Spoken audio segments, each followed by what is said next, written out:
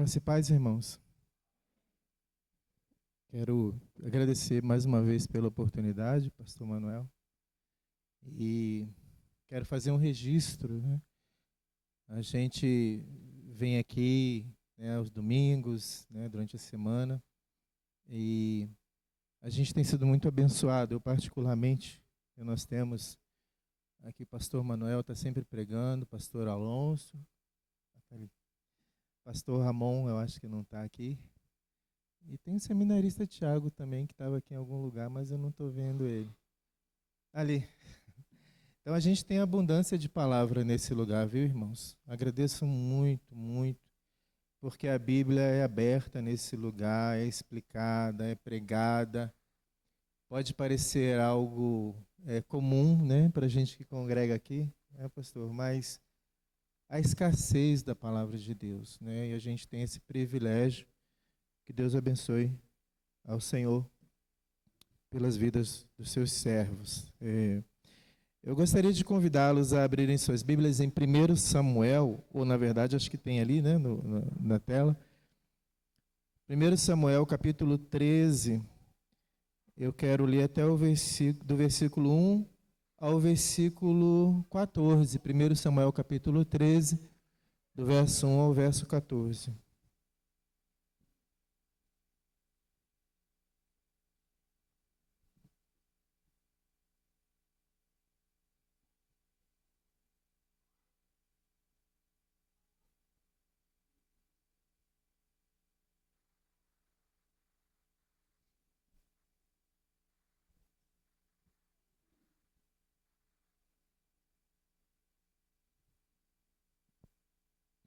Diz assim a palavra. Eu vou ler ali na tela. Saul tinha 30 anos de idade quando começou a reinar e reinou sobre Israel 42 anos. Saul escolheu 3.000 homens de Israel. 2.000 ficaram com ele em Micmas e nos montes de Betel, e 1.000 ficaram com Jonatas em Gibeá de Benjamim. Saul mandou de volta o restante dos homens, cada um para a sua tenda. Jonatas atacou os destacamentos dos filisteus em Gibeá, e os filisteus foram informados disso. Então Saul mandou tocar a trombeta por todo o país, dizendo que os hebreus fiquem sabendo disso. Todo Israel ouviu a notícia de que Saul tinha atacado o destacamento dos filisteus, atraindo o ódio dos filisteus sobre Israel. Então os homens foram convocados para se unirem a Saul em Gilgal. Os filisteus reuniram-se para lutar contra Israel com 3.000 carros de guerra, 6.000 condutores de carros e tantos soldados quanto a areia da praia. Eles foram a Micmas, a leste de Beten-Aven, e lá acamparam. Quando os soldados de Israel viram que a situação era difícil e que o seu exército estava sendo muito pressionado, esconderam-se em cavernas e buracos entre as rochas e em poços e cisternas. Alguns hebreus até atravessaram o Jordão para chegar à terra de Gade e de Gileade. Saul ficou em Gilgal e todos os soldados que estavam com ele tremiam de medo. Ele esperou 7 dias, o prazo estabelecido por Samuel. Este, porém, não chegou a Gilgal, e os soldados de Saul começaram a se dispersar. Então ele ordenou: traga-me o holocausto e as ofertas de comunhão. Saul então ofereceu o holocausto. Quando terminou de oferecê-lo, Samuel chegou e Saul foi saudá-lo. Samuel perguntou: o que você fez? Saul respondeu: quando vi que os soldados estavam se dispersando, que não tinha chegado no prazo estabelecido, que os filisteus estavam reunidos em Miquimás, pensei: agora os filisteus descerão contra mim em Gilgal, e eu não busquei o Senhor. Por isso eu me senti obrigado a oferecer o holocausto. Samuel disse a Saul: você agiu como tolo, desobedecendo ao mandamento que o Senhor, o seu Deus, ordenou a você. Se tivesse obedecido, ele teria estabelecido para sempre o seu reinado sobre Israel. Agora, porém, o seu reinado não permanecerá.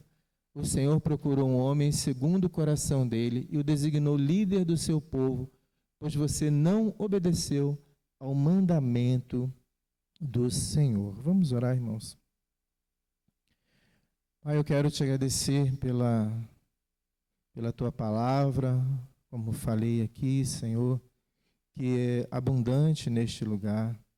Muito obrigado, Senhor, por não nos deixar sem direção, por estar nos alimentando constantemente. Eu quero pedir também nesse momento que o Senhor fale, Pai, em primeiro lugar, mais uma vez, ao meu coração, Senhor, e o meu coração possa estar sensível à voz do Teu Espírito. Também peço a mesma coisa para cada pessoa que está aqui nesta noite, Senhor Deus, que o Senhor esteja falando ao coração de cada um de acordo com a sua vontade, de acordo com a sua necessidade. Pai, nós não nos reunimos diante de um Deus morto, nós não nos reunimos diante de um Deus que não está vivo, mas de um Cristo que ressuscitou. E eu sei que o Senhor está em nosso meio. E eu quero pedir que todas as vidas que aqui estão, a começar pela minha, nessa noite, Pai, sejam trabalhadas pelo Teu Espírito, conforme a Tua vontade e pelo Teu poder. Essa é a oração que eu faço a Ti em nome do Senhor Jesus. Amém. Irmãos, eu estava assistindo a um pastor pregar no YouTube uma parte de uma mensagem e ele utilizou naquela mensagem as seguintes palavras, é só um recorte. A gente tem que entender que passa pela obediência à manifestação de Deus. Ele está à nossa disposição para abrir os nossos olhos físicos, espirituais e dar discernimento. Ele combate a cegueira religiosa, a cegueira do coração. Às vezes, você está dentro de um relacionamento que te machuca e que te fere, mas o seu coração está cego. Os seus olhos estão cegos, cegos pela ambição. Mas Jesus está à nossa disposição para abrir os nossos olhos. Essa mensagem, ou esse recorte, foi proferido pelo pastor Fabiano Zettel. Esse pastor hoje está no olho do furacão de mais um dos abalos do nosso país ou da República. Ele não está em evidência, infelizmente, pela relevância com que Deus o usa, ou por obras filantrópicas que a sua igreja pratica na comunidade, mas, infelizmente, ele está na mídia porque ele é o pastor, empresário, advogado e cunhado do banqueiro Vorcaro. E ele proferiu essas palavras em uma de suas mensagens. Seu coração está cego, os seus olhos estão cegos, cegos pela ambição. Isso foi extraído de uma reportagem, irmãos? Alguns dados que eu vou apresentar aqui, de 12 de março de 2026, do portal G1. O COAF, que é o conselho que cuida do movimento financeiro do Brasil, percebeu entre 2021 e 2022 um fluxo de dinheiro na conta do pastor em torno de 99 milhões de reais, que dá em torno de 14 milhões dentro do período analisado por mês, sendo que ele tem uma renda declarada de 66 mil reais. 2 semanas após a sua prisão, de acordo com uma reportagem da CBN, a igreja da qual ele era pastor encerrou as suas atividades. E, irmãos, eu tenho assistido ultimamente a uma série, eu gosto muito de séries, principalmente séries bíblicas, mesmo que as séries bíblicas, elas tragam um pouco de ficção, Mas eu assisti acho que umas 2 vezes, 2 temporadas completas de uma série chamada A Casa de Davi. Alguém aqui já assistiu? Não? Está na Prime Video, tá bom? Eu recomendo a vocês assistirem A Casa de Davi. E, embora as séries misturem ficção, elas também trazem a palavra de Deus, né? E quando a gente olha essas partes que são fiéis à palavra de Deus, essas partes transformadas em imagem, através da televisão, ela produz um senso de realidade, como se você estivesse vivenciando aquilo ali, né? Você está vendo o texto, mas quando você tem imagem associada ao texto, aquilo te impacta de uma forma muito, muito grande. Essa série, ela menciona muitas coisas, né? Logicamente, por ser uma série baseada em Davi, menciona o jovem pastor que foi visitado a casa dele pelo profeta Samuel, e vem os irmãos de Davi, ele olha para todos eles e fala, esse aqui é o rei, olha como ele é forte, etc. E no final o Espírito Santo mostra para ele que não é nenhuma daquela, Deus mostra para ele que não são nenhum dos irmãos deles que vão ser chamados, mas aquele que está desprezado e nem foi convidado para reunião, né? Então ela mostra isso. E ela também mostra bastante o caminho estranho de alguém que foi chamado por Deus para assumir o reinado de Israel. Davi passou por muitas dificuldades, por muitos vales, por tentativa de homicídio por parte de Saul. Quantas vezes nós, como crentes, e hoje de manhã o pastor pregava sobre Jó, quantas vezes a gente passa por tantas dificuldades, tantos vales, mas isso não significa que Deus não está com a gente, porque Deus nunca abandonou Davi. Então, essas questões elas ficam em bastante evidência, mas o que me chama muito a atenção, irmãos, nessa série, é o rei Saul. Como um homem que foi escolhido por Deus inicialmente, ele abandona o Senhor, ele desobedece ao Senhor, e o homem que nós o vemos como rei, responsável por uma nação, mas que, além de ser o rei que tinha que cuidar de Israel, ele também era um chefe de família. Ele era um líder da sua casa. Então, eu olho para ele nessa figura institucional de rei, mas eu olho para ele como líder da sua casa, que abandonou Israel, e como isso pode servir para a gente de alerta, através da vida do próprio Saul. Eu fico olhando, irmãos, como uma pessoa pode se apegar se agarrar tanto a algo que Deus já tinha decidido que não era mais para ele. O profeta Samuel falou, me espere 7 dias, quando chegar lá eu vou dizer o que você tem que fazer. Aí Saul vê a situação difícil, o profeta Samuel não chega, e ele vai fazer algo que não era da sua competência, sua atribuição, ele foi sacrificar. E quando Samuel chega, ele arruma umas histórias, mas Samuel disse para ele que o Senhor já tinha tirado o reino dele e entregue na mão de Saul. E ele começa, irmãos, a fazer algo que muitas vezes nós podemos estar fazendo ou fazemos se não vigiar, que é lutar contra a vontade de Deus. Deus muitas vezes, ele nos dá uma orientação na sua palavra, o Espírito Santo fala ao nosso coração, nós sabemos que aquilo não é para a gente, que aquilo não é para a gente tocar, que aquilo não é para a gente olhar, que não é para a gente reter aquilo na nossa vida, mas muitas vezes nós lutamos contra o Senhor.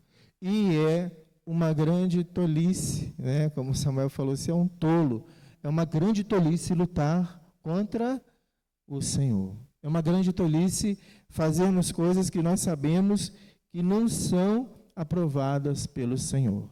E o que Saul faz, irmãos, é mais ou menos uma ilustração, eu fico imaginando uma luta de braço, né? Ele chama Deus para sentar numa mesa, ilustrando, e coloca o braço dele como se ele quisesse que Deus colocasse o braço em oposição a ele, e ele ia fazer uma luta de braço com Deus, e todos nós já sabemos, irmãos, o que acontece quando qualquer pessoa tenta fazer isso. Não tem como nós irmos contra o Senhor e sermos vencedores. Não tem como nós resistirmos ao Senhor e sermos vencedores. Né? Em 1 Samuel 13,14, vou repetir aqui a leitura, diz o seguinte: porém agora não subsistirá o teu reino. Já tem buscado o Senhor para si um homem segundo o seu coração, e já lhe tem ordenado o Senhor que seja chefe sobre o seu povo, porquanto não guardastes o que o Senhor te ordenou. Não guardastes o que o Senhor te ordenou. Certa ocasião, em 1 Samuel capítulo 15, Saul tinha que matar um rei, que era o rei Agag, e ele não faz isso. E ele, além de não matar um rei, que havia uma ordem direta para isso, ele ainda preserva coisas que não era para que ele preservasse, né? Como a gente vê lá no episódio de Josué, quando Acã esconde algumas coisas embaixo da tenda dele, que não era para esconder, e nós sabemos, irmãos, que os olhos do Senhor são como chamas de fogo, e não há nada que nós possamos esconder diante do nosso Deus. E ele então faz aquele movimento, e novamente a palavra do Senhor vem para ele: não tornarei contigo. Samuel fala para ele: visto que rejeitastes a palavra do Senhor, já que ele rejeitou a ti, para que não seja rei de Israel.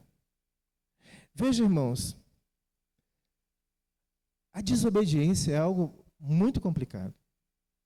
Você começa a fazer uma coisa que sabe que Deus não quer que você faça.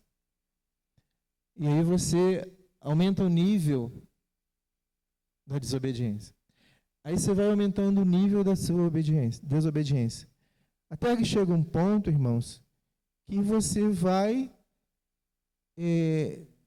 sofrer consequências disso. E quando Saul começou a desafiar o Senhor, a não ouvir a voz do Senhor, e a fazer somente coisas que não agradavam ao Senhor, e ele ouvia a palavra do Senhor, irmãos, chegou um momento que para mim foi o pior momento da vida dele. E que tem sido a realidade de muitas famílias, e que tem sido a realidade de muitas nações. Em 1 Samuel 16,14 diz assim: tendo-se retirado de Saul o Espírito do Senhor, da parte deste, um espírito maligno o atormentava.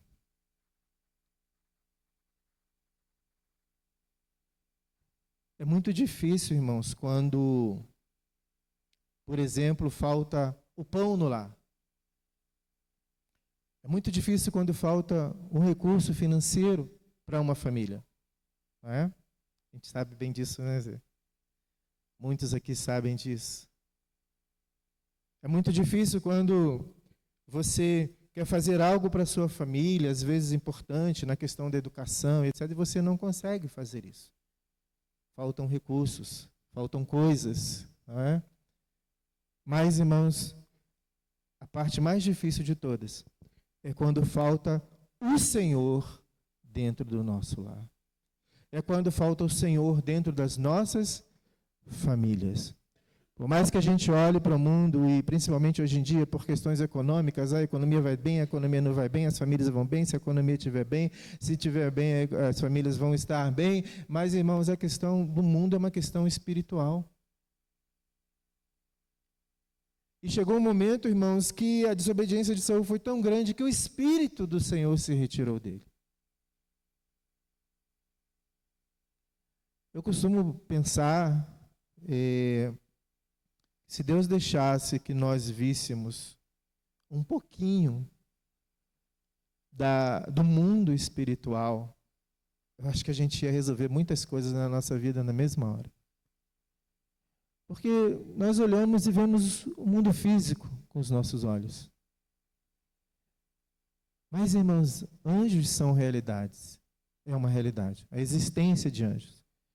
Assim como também a existência dos demônios, que estão todos os dias tentando levar famílias para o inferno, todos os dias tentando dividir famílias, todos os dias tentando derrubar líderes de famílias, para que as famílias venham a ser totalmente dilaceradas, todos os dias tentando derrubar a liderança espiritual da igreja. Todos os dias, irmãos, nós vivemos uma luta constante. E eu digo para você, irmãos, povo de Deus que nós somos, uma das coisas mais que nós devemos agradecer ao Senhor, irmãos, é porque nós estamos, irmãos, debaixo das asas daquele que é o Todo-Poderoso, que cuida da gente, cuida das nossas casas, cuida dos nossos lares, irmãos. Nós estamos, irmãos, protegidos pelo Senhor. Nós somos povo de Deus nesse mundo em que Satanás veio para matar, roubar e destruir e que jaz no maligno.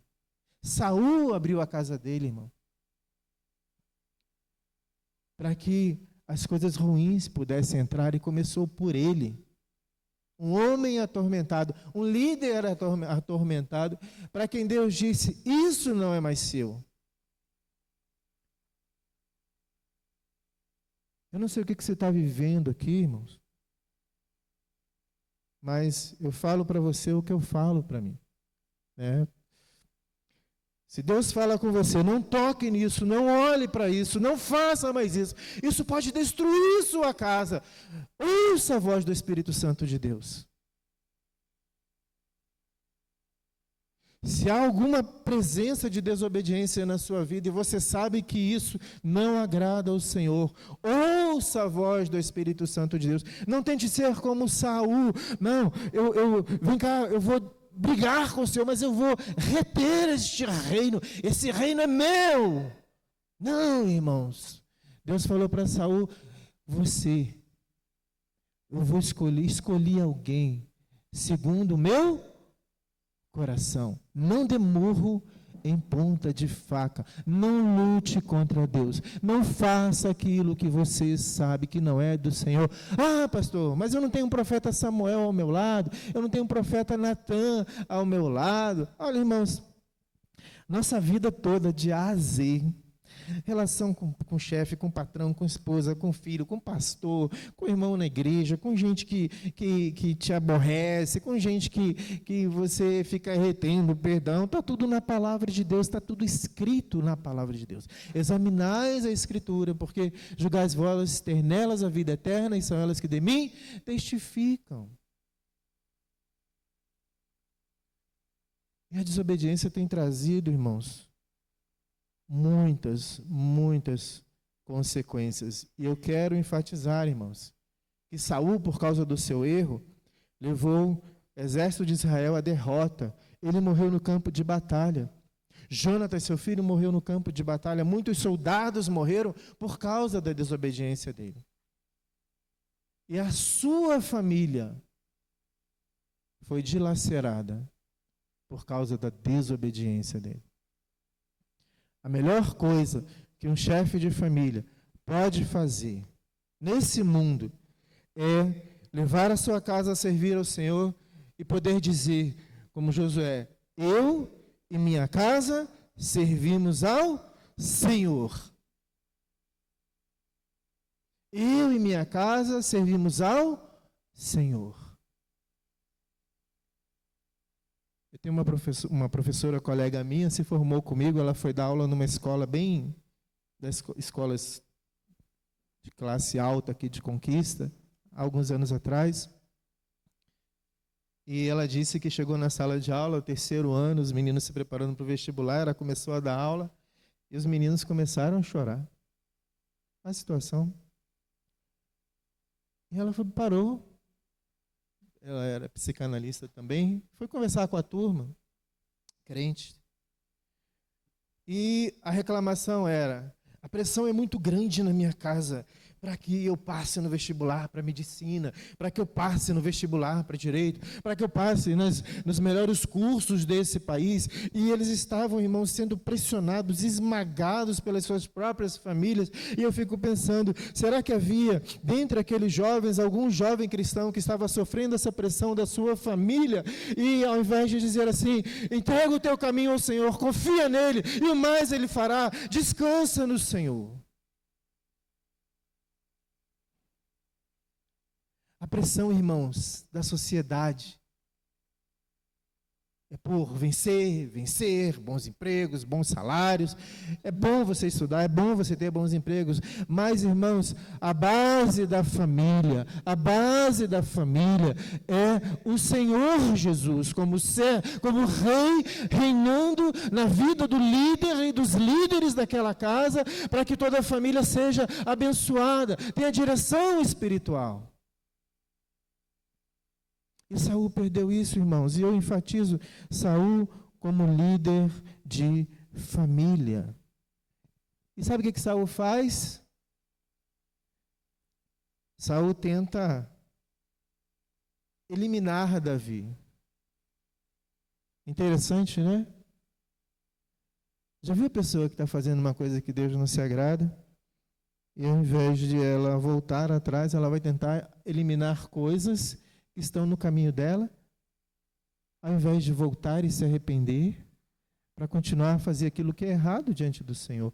E em 1 Samuel 18, Saul arremessa uma lança para tentar encravar Davi na parede. Em 1 Samuel 19, está escrito que 18 ainda, Saul arrumou um jeito de tentar matar Davi sem que fosse pelas mãos dele. Você vai casar com a minha filha, Mical, mas antes você vai lá matar 100 filisteus, vai trazer os prepúcios dele para mim. Tipo assim, se os filisteus matarem, não sou eu que vou matar. E ele ficava ali rondando aquele que Deus tinha escolhido. Irmão, você acha que Deus vai permitir, irmãos, que até Satanás derrube o servo dele, se Deus não quiser? Se Satanás pudesse, teria transformado Jó em poeira. Por que ele não fez? Porque Deus estabeleceu limites. Se você quer ser alegre no seu coração por alguma coisa, agradeça, porque você serve a um Deus que estabelece limites, até mesmo para o inferno, na hora de tocar em você. E Saul está ali tentando matar Davi. Quem consegue, irmãos, ir contra os planos de Deus? Quem consegue lutar contra Deus e sair vencedor? E ele tenta, irmãos, tenta armar ali as armadilhas, e diz em 1 Samuel 23 que Saul buscava Davi todos os dias, mas a palavra de Deus diz, Deus não entregou Davi nas mãos de Saul. É a mesma coisa, irmãos, que acontece com a gente. Todos os dias, irmãos, pode ter certeza, todos os dias, nossos lares, pelo inferno, eles tentam ser destruídos. Mas Deus não entrega os lares dos seus servos nas mãos do inimigo. A coisa mais especial que nós temos é saber que nós, irmãos, somos cuidados pelo Senhor. Mas, enfatizando a situação de Saul, irmãos, eu quero lembrá-los de uma fábula, que é a armadilha do macaco. Acho que alguém já leram aqui. Ou também é chamada de o macaco e a cumbuca. Queriam pegar o macaco, aí botaram lá uma vasilha de barro com aquele cano longo, aí botaram lá dentro comida, aí o macaquinho vai lá e enfia a mão, ela consegue entrar, aí ele segura alguma coisa lá dentro, aí quando ele vai tentar tirar, não consegue, por quê? Porque não sai. Para sair, é preciso que ele abra a sua mão, mas ele está segurando aqui. Aí o caçador está vindo, ele está vendo o caçador chegar, ele está segurando, o caçador vem e pega, né?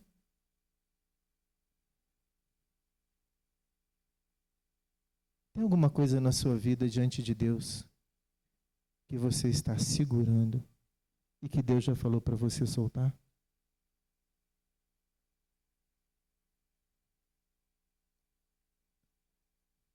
Tem algo na sua vida que você está resistindo e o Senhor está falando, isso não é para você. Isso não é para você ficar olhando, isso não é para você ficar segurando, isso não é para você se envolver como servo de Deus. E você não está querendo soltar. Deus pegou, irmãos, a mão de Saul, dedo por dedo, e foi tirando 1, 2, 3, 4, 5, até que a mão dele estivesse aberta. E ele não conseguiu segurar e reter aquilo que Deus queria que ele tivesse soltado.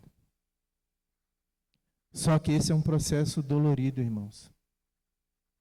É melhor a gente correr e fazer o que a gente sabe que o Deus está pedindo, antes de esperar que Deus chegue na gente para nos corrigir. Por quê? Porque nós, irmãos, não somos filhos bastardos. 1 João 12, todos quantos creram no seu nome, deu-lhes o poder de serem feitos. E Deus corrige aquele a quem Ele ama. Deus corrige aquele a quem Ele ama, irmãos. Ele ama. E a ilustração serve para a gente, irmãos, como muitas vezes pensarmos que a ganância desse mundo pode estar entrando no coração da gente como crente. O desejo de lutar e lutar e lutar por coisas igual um desesperado, às vezes abandonando até a própria família, porque eu preciso ter isso, eu preciso construir isso, eu preciso realizar isso. E o pastor Zetel, muitos acreditam que talvez ele estivesse falando aquilo antes de ser preso, pensando na sua própria realidade. Que eu espero, irmãos, de coração, que um dia, eu gostaria muito que isso não fosse verdade. E se for verdade, eu espero que um dia Deus o restaure. Porque eu ouvi aquele pastor falando em um outro vídeo, provavelmente anos atrás, dizendo: como eu gosto de estar na igreja, como eu gosto de cuidar de famílias, como eu gosto de aconselhar, como eu gosto de pregar, como eu gosto de realizar casamentos. Mas, mesmo um homem que tem um coração na obra, servo de Deus, e eu não estou falando só para pastores, se não, irmãos, vigiarmos, a gente pode deixar as coisas entrarem na nossa vida. Até que ele diz essas palavras: às vezes você está dentro de um relacionamento que te machuca, que te fere, mas o seu coração está cego, os seus olhos estão cegos pela ambição. Eu estou caminhando para concluir, irmãos, dizendo que no ano de 2024, nós tivemos 61 conflitos armados. O maior número de conflitos desde 1945, que é o ano em que terminou a Segunda Guerra Mundial. Milhares de vítimas civis, com um sofrimento potencializado para mulheres e crianças. E todos os lugares, irmãos, África, isso são dados das Nações Unidas, África, Ásia, Oriente Médio. E o Brasil, irmãos, em 2025, apareceu em um relatório de uma associação chamada ACLED, que ela trabalha com conflitos armados e esses eventos de conflitos entre os 10 países mais perigosos do mundo. E a gente conhece bem o nosso país. E aí, irmãos, eu fico pensando, como está o nosso mundo? E a gente tem a ilusão, né, de muitas vezes a gente precisa orar pelas famílias, pelas nações, pelos governantes, mas a gente, irmãos, tem que entender, enquanto os corações dos líderes das famílias, dos líderes das nações, não se curvarem ao Senhor e não abandonarem o pecado e continuarem a lutar contra o Senhor, irmãos, essa situação não muda. E falando em famílias, em 2024, nós tivemos 950 948.000 casamentos no Brasil. Dados oficiais, 948.000 casamentos no Brasil. 948. E tivemos 428.000 divórcios. A cada 2 casamentos, um divórcio. Para cada 2 casamentos, uma família destruída. Para cada 2 casamentos, uma família que se separa. E dentre nesses dados, irmãos, existe um dado muito triste para a gente como cristãos. Hoje em dia, e não é pesquisa oficial do IBGE, porque ele não faz essa segmentação, mas existem análises demográficas que dizem que, hoje em dia, entre cristãos não nominais, cristãos que não são cristãos, mas não ouvem a palavra, não obedecem a palavra, o número de divórcios não é muito diferente daqueles que não são cristãos. E quando o foco está em praticantes ativos, pessoas que vêm à igreja de verdade, que ouvem, que trabalham, o número reduz em 30% a 50% em relação aos não praticantes. Mas não é um dado que a gente pode comemorar. Na minha experiência pessoal, e eu falo com tristeza, nos últimos anos eu tenho pelo menos 5 pessoas com quem eu me relacionei de alguma forma, pastores que viram seus lares destruídos pelo divórcio. Quando morava em Jacobina, uma pessoa que trabalhava no fórum, um advogado, disse: pastor, o número de, isso estou falando de 15 anos atrás, o número de divórcios entre cristãos aqui na cidade, no fórum da cidade, é muito alto. E aí, irmãos, eu paro e olho para a gente que não podemos jogar pedra em ninguém. Porque nós fazemos parte de um conjunto e lá dentro tem todos os seres humanos e nós estamos lá também. Mas a palavra do Senhor, irmãos, nessa noite é: vigie, solte aquilo que não te pertence, valorize sua família, priorize sua casa. Não retenha na sua vida coisas que não agradam ao Senhor. Porque quando nós, ou quando os líderes das casas, elas caem, irmãos, existe um efeito dominó. E é muito triste. E é minha responsabilidade e sua responsabilidade zelarmos, irmãos, pela palavra do Senhor e pela atenção àquilo que Deus diz para a gente. É muito simples. Quem está em pé, cuide para que não caia. Que Deus nos ajude, irmãos, a olharmos para experiências tão ruins que Deus deixa que estejam ali presentes na sua palavra, para que a gente possa aprender com elas. E que nós possamos, através dos erros dos outros mostrados a Deus por nós, tirarmos lições. E a grande lição que o rei Saul nos mostra é o afastamento de Deus de um líder de família que deixou de buscar ao Senhor com sinceridade. Que Deus nos abençoe ricamente, irmãos. Amém? Pastor Manuel, pediram para passar a palavra para o Senhor quando acabasse.